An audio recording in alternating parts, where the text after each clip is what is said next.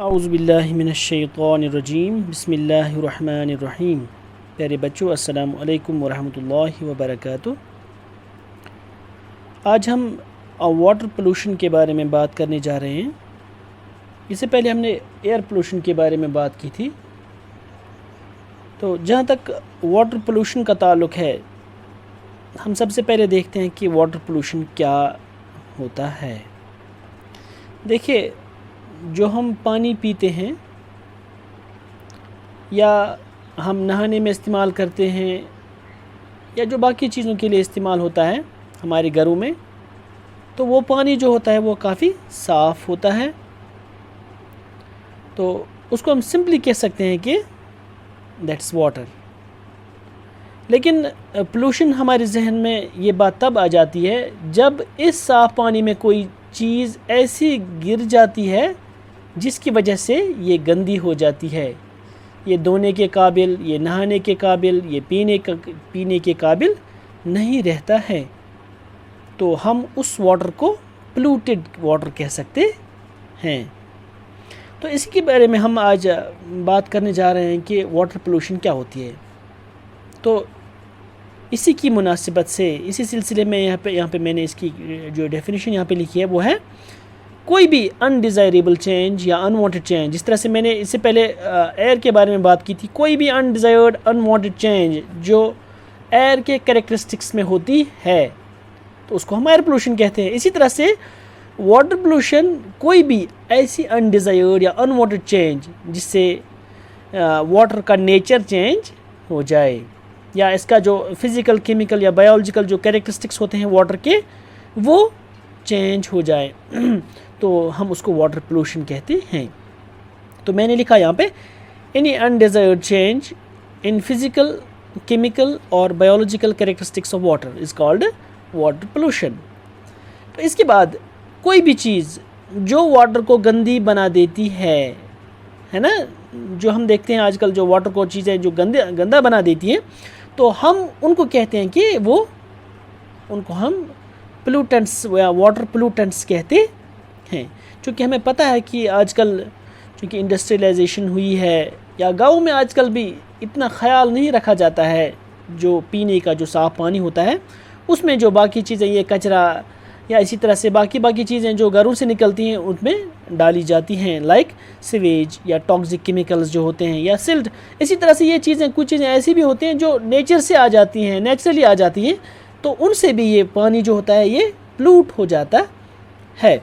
तो हम कह सकते हैं कि जो चीज़ें वाटर को गंदा बना देती हैं उनको हम वाटर पोल्यूटेंट्स कहते हैं।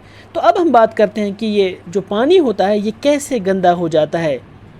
क्योंकि हमें पता है आजकल यहाँ पर इंडिया में जो one of the biggest reverse हम कह सकते हैं, one of the biggest reverse Ganga, जिसके बारे में हर कोई बात करता रहता है कि चूँकि हिंदू रिलीजन में इसकी चूँकि काफ़ी ज़्यादा अहमियत मानी जाती है, ये बहुत ही मशहूर दरिया है इंडिया में। तो हम देखते हैं कि जो एक रिपोर्ट आई है एज़ पर WWF, यानी कि world wide fund for nature, तो उन्होंने एक सर्वे की है।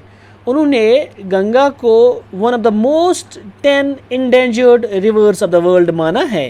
यानी दुनिया के उन टॉप 10 रिवर्स में से इस गंगा को माना जाता है जिसको काफ़ी ज़्यादा ख़तरा है फ्यूचर में सस्टेन करने के लिए। यानी काफ़ी ज़्यादा मुश्किलात हैं, यानी इतना ज़्यादा गंदा हो चुका है ये, तो इसीलिए इसको मोस्ट 10 इंडेंजर्ड रिवर्स में रखा गया है। क्योंकि कहा जाता है कि ये रिवर काफ़ी ज़्यादा गंदा हो चुका है। इसमें चूँकि लोग जो हैं अपनी जो इलिटरेसी की वजह से या बाकी उनकी जो हम देखते हैं कि उनका जो ज़्यादा वो हार्ड होना, उनका वो नेचर जो है, उनकी वजह से भी इस रिवर पर काफ़ी बुरा असर पड़ा है। कहा जाता है कि ये रिवर जो है ये बहुत ऐसी जगह है जहाँ पर ये रिवर डेड हो चुका है। रिवर डेड होने का मतलब ये है कि वहाँ पर जो एक्वेटिक लाइफ, यानी जो वहाँ पे मछलियाँ होती हैं या जो बाकी जो वहाँ पे चीज़ें मतलब रहती हैं उसके अंदर, तो उनके लिए अब वहाँ पर सर्वाइव करने की कोई गुंजाइश नहीं है। इसीलिए हम उन प्लेसेस को डेड कहा जाता है, हम कह सकते हैं कि खासकर जो यहाँ पर इंडिया में कानपुर जो है यूपी में, कहा जाता है कि इसका वहाँ पे सबसे मोस्ट पोल्यूटेड स्ट्रेच वहाँ पे है। क्यों? क्योंकि वहाँ पर लोग इसका काफ़ी ज़्यादा बुरा इस्तेमाल करते हैं।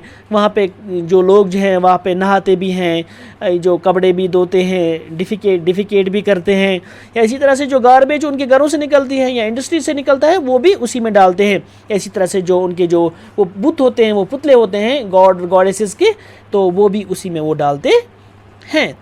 तो कहा जाता है कि इसको बचाने के लिए इंडिया में एक प्लान आया था जिसको हम गंगा एक्शन प्लान कहा जाता है, जो 1985 में वजूद में आया था, तो इस रिवर को बचाने के लिए। तो इसका ये मतलब था, इस प्लान का ये मतलब था कि जो पोल्यूशन लेवल्स हैं इस रिवर की वो काफ़ी कम कर दी जाएं। तो हालांकि उस पर कितना अमल हो रहा है, कहाँ तक उस पर अभी तक कंट्रोल किया गया है, उसको रिवर को साफ़ कैसे कितना किया गया है वो तो हम सबको पता है, लेकिन उसके लिए वक्तन फ़वक्तन वक्ती तौर यहाँ पर आती हैं यहाँ पर इंडिया में, तो यहाँ पर इसको साफ़ करने की बहुत कोशिश की जाती है। तो अगर हम अब अपने, चूँकि जो बाहर जो इंडस्ट्रियल वेस्ट जो काफ़ी ज़्यादा होते हैं, टॉक्सिक एलिमेंट्स जो होते हैं, तो जिनकी वजह से ये रिवर जो है ये काफ़ी गंदा हो गया है। अगर हम देखते हैं कि बहुत सारे ऐसी चीज़ें हैं, बहुत सारे ऐसे केमिकल्स हैं जिनकी वजह से ये इसमें जो एक्वेटिक लाइफ है उनका जीना दोबर हो गया है। जिस तरह से हम देखते हैं जो केमिकल्स इनमें रिलीज़ किए जाते हैं, लाइक आर्सेनिक, लेड या उनके और जो फ्लोराइड्स होते हैं, उनकी जो टॉक्सिसिटी है वो उन प्लांट्स के लिए काफ़ी ज़्यादा इनके लिए काफ़ी हार्मफुल है, काफ़ी ड्रेडफुल है। तो इसके बाद हम देखते हैं कि वहाँ पर इंडिया में चूँकि इंडस्ट्रियलाइजेशन काफ़ी हद तक काफ़ी आगे पहुँच चुकी है, वहाँ पर इंडस्ट्रीज़ के जो वेस्ट्स होते हैं उनकी वजह से भी वो काफ़ी ज़्यादा उनमें वो डिस्चार्ज किए जाते हैं, जिसकी वजह से वो ये रिवर जो है, ये काफ़ी बाकी रिवर्स भी हैं वो भी गंदे हो चुके हैं। तो चूँकि वहाँ पर कुछ रूल्स डिफ़ाइन किए गए थे कि जब किसी भी इंडस्ट्री से कोई वेस्ट निकले तो वहाँ पर उनकी जो लेवल होती थी या उनकी लेवल होनी चाहिए थी वो काफ़ी लो होनी चाहिए थी, लेकिन वो जो इंडस्ट्रीज़ होती हैं, इंडस्ट्रीज़ वाले जो इंडस्ट्रियलिस्ट्स जो होते हैं वो उस पर अच्छी तरह से अमल नहीं कर पाते, जिसकी वजह से ये काफ़ी गंदा हो चुका है। चलो अब हम अपने यहाँ पे अपनी वादी की बात करते हैं, अपने कश्मीर की बात करें। यहाँ पर भी हम देखते हैं जो हमारी जो वाटर बॉडीज़ हैं यहाँ पे, ये भी काफ़ी गंदा हो चुकी हैं। लाइक जब हम डल लेक की बात करते हैं, ये भी आजकल हम देखते हैं कि ये काफ़ी पोल्यूटेड वाटर बॉडी में कन्वर्ट हो चुकी है। या डल लेक की बात को छोड़ो, हम वोलर की बात करते हैं, हम अपने इस जो हमारी वैथ है या जो हमारा जहलम रिवर जो है ये भी काफ़ी ज़्यादा गंदा हो चुका है। अक्सर चूँकि हमें इनको काफ़ी ज़्यादा देखने को मिलता है, तो हम देखते हैं कि ये इसमें इन सब में, चाहे डल लेक हो, चाहे वोलर लेक हो, या चाहे हमारा ये गंगा, ये जो रिवर हो, ये क्या नाम है इसका, जो यहाँ से कश्मीर में जो रिवर फ्लो कर रहा है, वैथ जिसको हम कहते हैं, जहलम जो है, तो इसमें सबसे ज़्यादा कहा जाता है कि सॉइल एरोजन या इंक्रोचमेंट्स, लोगों की जो मनमानी है, लोगों की जो जहालत है, लोगों की जो सेल्फिशनेस है, उस इंक्रोचमेंट की वजह से ये रिवर जो हैं, ये जो लेक्स हैं ये काफ़ी सिकुड़ चुके हैं। या इसी तरह से इसमें जो वेस्ट्स, ऑर्गेनिक वेस्ट जो होते हैं, ये सब उसी में डाले जाते हैं। तो आजकल हम देखते हैं कि अगर आप डल को देखोगे, वहाँ पर एक वो ग्रीनिश लेयर से अंदर से बन चुकी है, पानी के अंदर से हम देखते हैं। वो किसकी वजह से? वो उन्हीं अलगा की वजह से। जब हम ये वेस्ट्स उसमें डालते हैं तो नीचे जो होते हैं वो जो वेस्ट जो अलगा जो होते हैं ये ब्लूम करते हैं, ये ग्रो करते हैं, जिसकी वजह से वो ऑक्सीजन, वहाँ का ऑक्सीजन इस्तेमाल करते हैं, जिसकी वजह से जो एक्वेटिक लाइफ थी, जो फिशेस थी या बाकी जो ऑर्गेनिजम्स वहाँ पे रहते थे, जिनको रहने का हक वहाँ पे था, तो उनके लिए वहाँ पर ऑक्सीजन अवेलेबल नहीं रहता है। जब उनके लिए ऑक्सीजन अवेलेबल नहीं रहा तो वो बेचारे मर जाते हैं। तो इसके अलावा एक और चीज़ है इनमें, जब उनका साइज़ काफ़ी कम हो गया, ये प्लूट हो गई, तो वहाँ पर जो ये वेस्ट डाले गए, तो कहा जाता है कि एक अच्छा ब्रीडिंग ग्राउंड बहुत सारे इन्फेक्शंस के लिए वहाँ पर अवेलेबल हो चुका है। क्या इसी तरह से जो हम देखते हैं आजकल बहुत सारे पेस्टिसाइड्स या वीडसाइड्स यूज़ करते हैं, तो जो हम अपनी क्रॉप्स को बचाने के लिए यूज़ करते हैं, कहा जाता है कि जब ये इसी पानी के साथ डिज़ोल्व हो जाती हैं और इसके बाद इन्हीं वाटर बॉडीज़ में चली जाती हैं, तो जब ये इन वाटर बॉडीज़ में चले जाते हैं तो वहाँ पर जो एक्वेटिक लाइफ है, वहाँ पे एक्वेटिक ऑर्गेनिज्म्स जो हैं वो भी, उनका जो जीना जो है वो भी मुश्किल हो जाता है, वो बेचारे मर जाते हैं। इसके अलावा एक और चीज़ यहाँ पे है, तो हम देखते हैं कि ये जो मैंने अभी बताया, जो आपको डल लेक की जो ये कहानी जो है, तो इसमें हमने देखा कि जब यही अलगा काफ़ी ज़्यादा ब्लूम करते हैं तो वहाँ पर ऊपर से एक लेयर सी बना देते हैं, जिसकी वजह से सनलाइट भी नीचे नहीं आ पाती है इन एक्वेटिक ऑर्गेनिजम्स की तरफ, और ऑक्सीजन भी उसकी कमी हो जाती है। तो हम देखते हैं कि वहाँ पर जो नीचे जो ऑर्गेनिजम्स रहते हैं लाइक फिशेस, उनको सफोकेशन होती है, उनको ऑक्सीजन अवेलेबल नहीं होता है, वो बेचारे मर जाते हैं।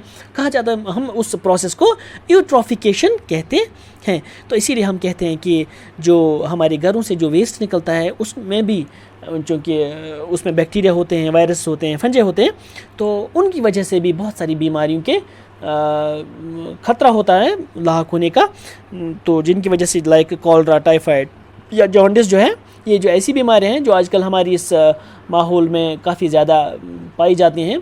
तो हमें चाहिए कि जो घरों से हमारा जहाँ तक मतलब हम पहुँच सकते हैं, जहाँ तक हम काम कर सकते हैं, हमें भी ये जो वेस्ट्स होते हैं इनको यहाँ पर ऐसे गार्बेज जो है इनको ऐसे बाहर नहीं डालना चाहिए जहाँ पर इन पर ये इन्फेक्शंस डिजीज़ वहाँ से उभर सकती हैं।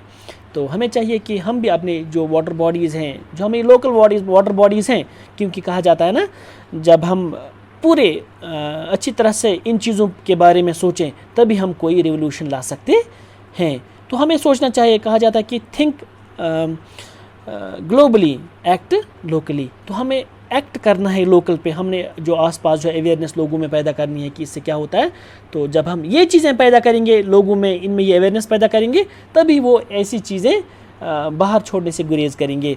तो आजकल हम भी देखते हैं कि जहाँ पर जब हमारे घरों से जो वेस्ट निकलता है वो हम अक्सर कहाँ डालते हैं, वो हम अक्सर रोड्स पे डालते हैं। देखिए हमारी जो मेंटल लेवल है, हमारी जो सोचने की जो सलाहियत है वो कितनी गिर चुकी है। हम ये जो गंदी चीज़ें सारी रोड पे ले आते हैं ताकि जो बाकी लोग जो हैं वो अच्छी तरह से इन्फेक्टेड हो जाएं। तो हमें भी एक ज़िम्मेदार शहरी का सबूत देकर हमें इन चीज़ों से काफ़ी दूर रहना चाहिए और अपने माहौल साफ़ रखने में हमारा एक कलीदी किरदार की रोल होना चाहिए हमारा। तो आज हम इसी पे हमने जो बात की, तो इंशाल्लाह कल इसके बाद जो नेक्स्ट टॉपिक आएगा उस पर हम बात करेंगे। आज आपसे इजाज़त चाहते हैं। अल्लाह हाफ़िज़ नासिर।